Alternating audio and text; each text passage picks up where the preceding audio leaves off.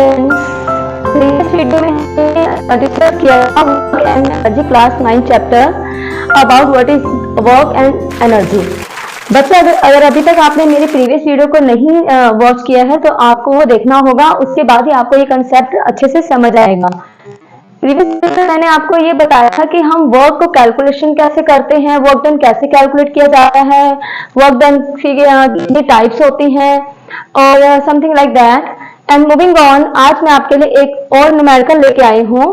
अब देखो बच्चों, इसमें क्या है कि a ball of mass 2 kg, यानी कि एक जो बॉल है यानी एक ऑब्जेक्ट है उसका मास 2 kg है,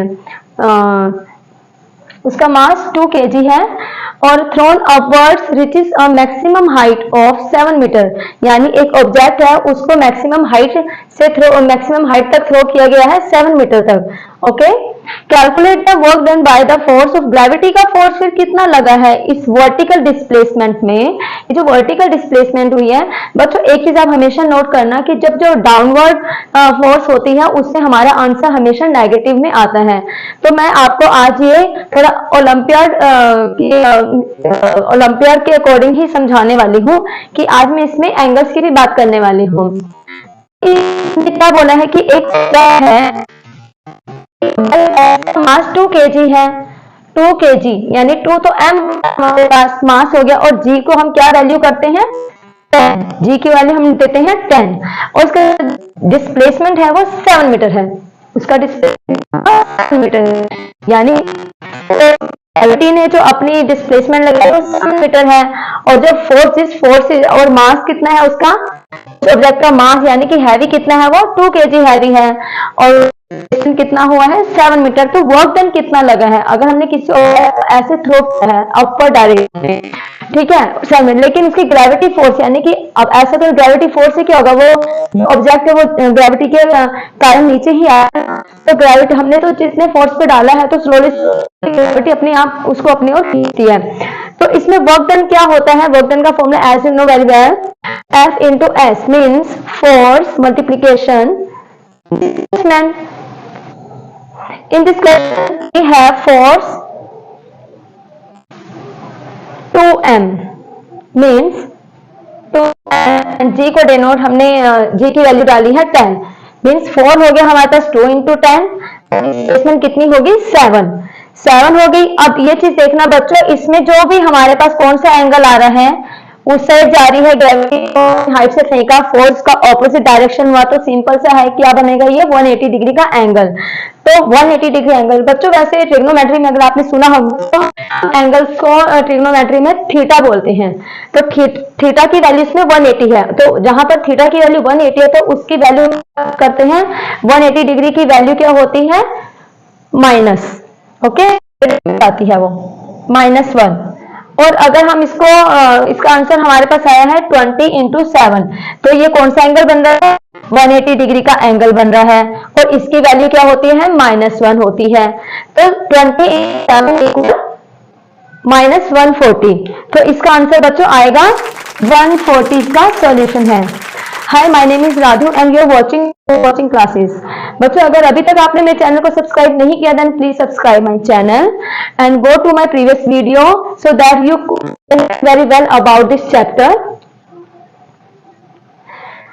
बच्चों प्लीज इसे आप जूम इन करके नोट करें या आप इसका स्क्रीनशॉट भी ले सकते हैं।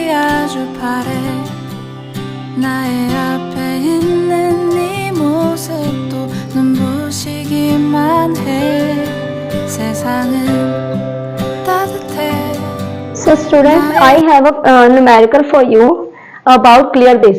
बच्चों ओलंपियाड जब हम प्रैक्टिस करते हैं या हाई लेवल पर जब हम देखते हैं तो हम एंगल्स के थ्रू इनको समझते हैं कि कैसे नेगेटिव आएगा कैसे पॉजिटिव आएगा। तो बच्चों कुछ एंगल्स ऐसे थीटा, हम ट्रिग्नोमेट्री में जो थीटा होता है उसको एंगल से डिनोट करते हैं, एंगल को थीटा से डिनोट करते हैं।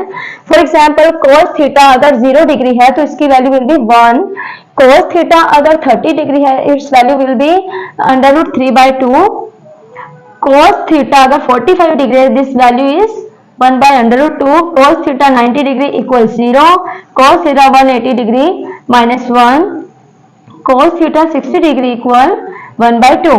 बच्चों ये सब कुछ इंपॉर्टेंट है, आपको ये कुछ लर्न करने ही होंगे आपको। आप प्लीज इसको जूमिंग कर जरूर लें।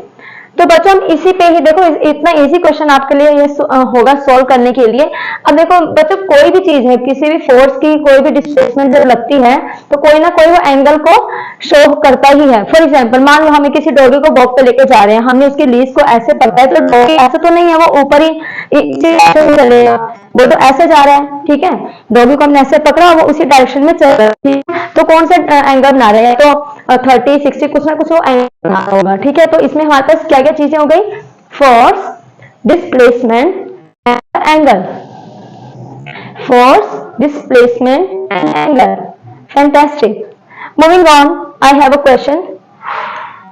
A person pulls a block on a horizontal surface applying of 7, यानी एक पर्सन है, उसने मतलब कितना फोर्स लगाया, उसने 7 फोर्स लगाया है at the angle of 60 degree. अब इसमें तो देखो बच्चों खुद ही इन्होंने मेंशन 60 डिग्री का एंगल लगाया है।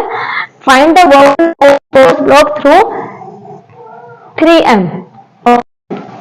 तो डिस्प्लेसमेंट कितनी हुई है उसकी, और उसने फोर्स कितना लगाया है 7m तक, ठीक है। और डिस्प्लेसमेंट उसकी हुई है इतनी। तो हमने कैलकुलेट करना है वर्क डन कितना हुआ होगा।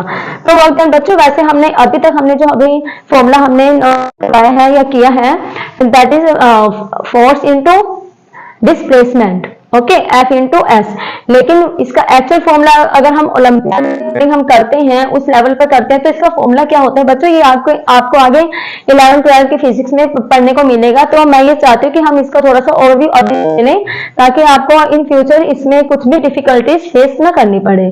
सो मूविंग ऑन, तो फॉर्मूला क्या है, फोर्स का फॉर्मूला हमेशा क्या रहेगा, सॉरी वर्क डन का फॉर्मूला रहेगा F into S into theta, ठीक है। Theta you can say angle. तो फोर्स वैल्यू गिवन है, already has given, we have 7, displacement values already has given 3 and the theta already given 60 degree and the value of 60 degree is 1/2। तो force 7, displacement 3 and the theta 60 degree. तो हमने यहाँ पे इसकी value को सारा put किया है। पुट करने के बाद बच्चों 7 3 इंटू 21/2, ये भी प्रॉपर फ्रैक्शन में फ्रैक्शन या डेसिमल फ्रैक्शन में लाओगे तो हमारे पास इसका आंसर आएगा 10.5 joule. Hope you guys understand this question very well. अब आपको इसी तरह वाले क्वेश्चन आएंगे वर्क डन निकालने के लिए, तो you can easily solve this questions.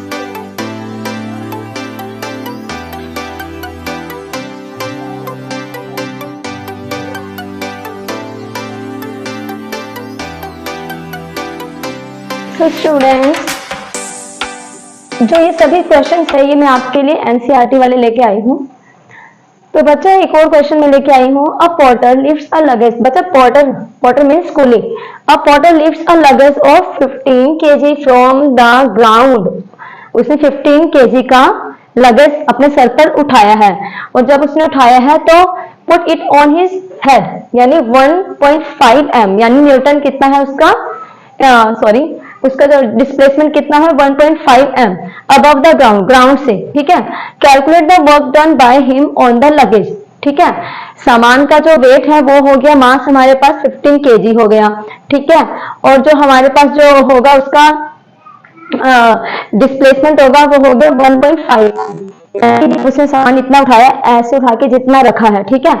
तो देखो एंगल तो कुछ नहीं बना क्योंकि उसने ऐसे अभी रखा ही है, ठीक है ना, उसको पूरी।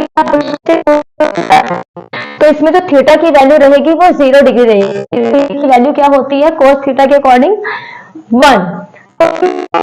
तो देखो पहले तो एक जो पॉइंट है बच्चा avoid, it's very bad, I know, sorry for this. तो एक जो कुली है उसने 15 kg का जो लगेज लिया है, और जब उसने उठाया डिस्प्लेसमेंट कितनी है इसकी हाइट के अकॉर्डिंग से 1.5 m। To the formula we will put F 5 and S equal 15 and as you know G is 10, N is 15 और थीटा की वैल्यू हमारे पास रहेगी 0 डिग्री इक्वल 1। तो जब हम इसे सॉल्व करेंगे we will get the answer is कुछ बच्चे बोलेंगे कि हाँ इसकी 51 भी हो सकती है, 52 भी हो सकती है, 250 हो सकती है, 251 नहीं। तो हम इसको जब कैलकुलेशन इसका करेंगे प्रॉपर से, तब हम आंसर मिलेगा हमें, we will get the answer 225, जो is the correct answer. Please students note it down.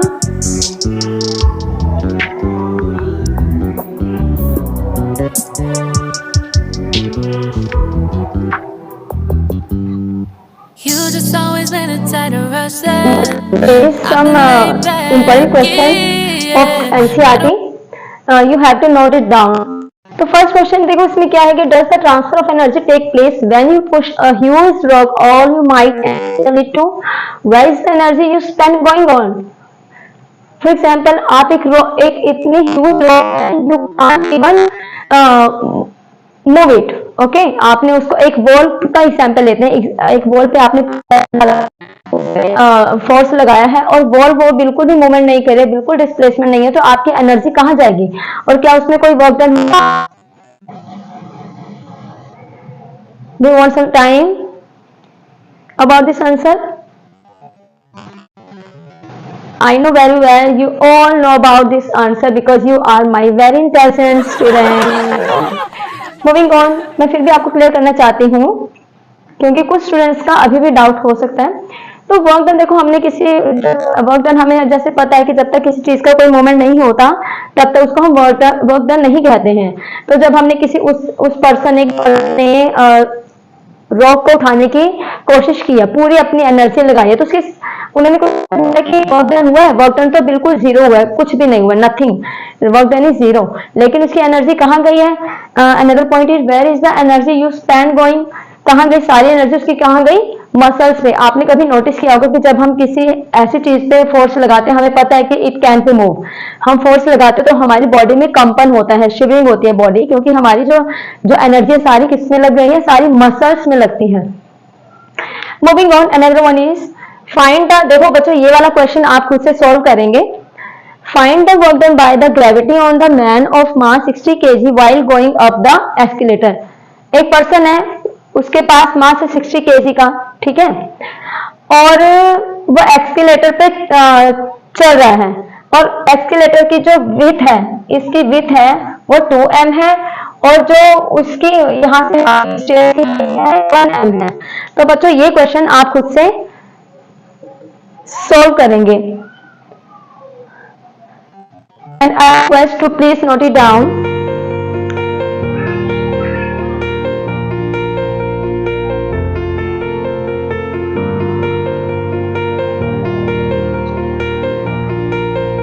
तो इसके बाद जो मैं न्यू वीडियो लाने वाली हूँ, इस चैप्टर को हम एंड करेंगे। उसके बाद जो मेरा थर्ड होगा वो होगा, उसमें होगा energy. We will talk about energy, potential energy, kinetic energy, numerical and some NCERT questions. I know you all are very intelligent students of mine and I don't want make you bored about all this chapter and complete it in one lecture, क्योंकि बच्चों study करना is a good thing, लेकिन उसको एक हमारा जितना potential होता है स्टडी करने का, लर्न करने का, हमें उसी वे में उसको पढ़ना चाहिए। अगर मैं इसी पे 1 घंटे का लेक्चर बनाऊंगी तो आप उसे स्किप कर करके देखेंगे और आपका फ्लो टूट जाएगा। इसलिए मैं आपके लिए पार्ट्स में वीडियो लेके आती हूँ ताकि आप 15 मिनट से उसको कंप्लीट करके देख सकें और उसको एंजॉय कर सकें।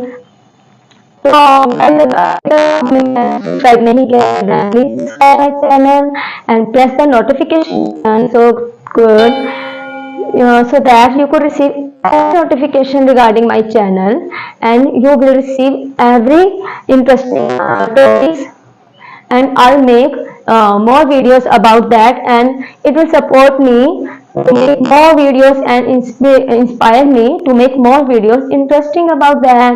And next will be energy and questions and kinetic energy. You will complete. If you have any doubt, then please give me a lovely comment in comment box. So guys, subscribe, like and share. Bye bye.